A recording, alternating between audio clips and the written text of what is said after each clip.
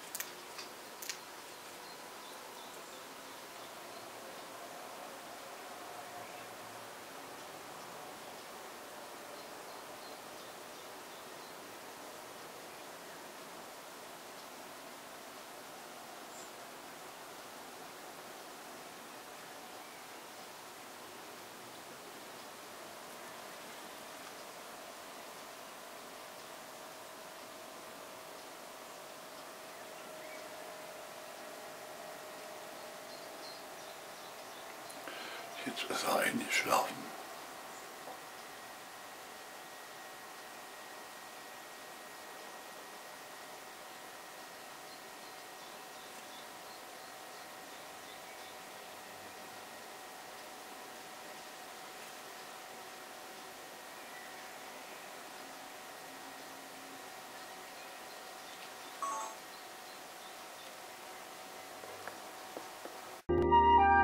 Ich will mal richtig Kleber Antonio, Freunde.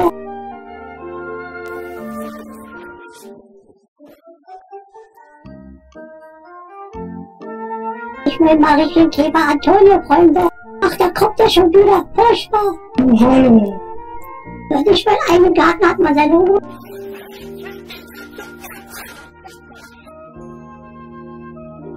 Jetzt hat er auch noch den schönsten Brocken auf dem Blatt erwischt, der Bursche.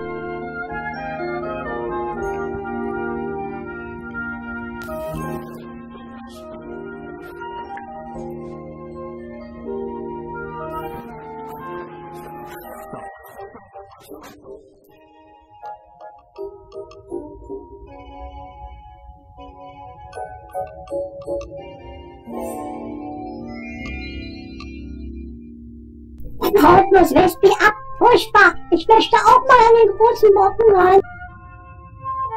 Also langsam reicht es mir mit Wespi. Der macht sich ja so dick. Das ist ja furchtbar. Wen haut der bloß ab?